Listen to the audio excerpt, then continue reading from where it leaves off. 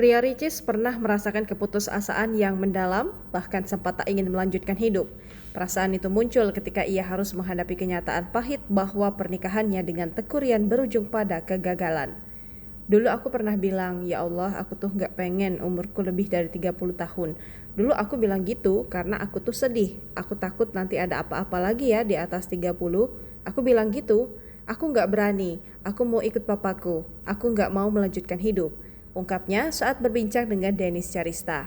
Setelah perceraian itu, kehidupannya terasa begitu kelam. Hari-harinya dipenuhi dengan kesedihan tanpa henti.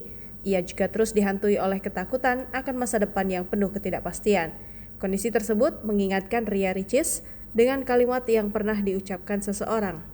Ada orang bilang kita nggak bisa melupakan dua hal. Satu, kalau hal itu terlalu indah. Dua, kalau hal itu terlalu sakit.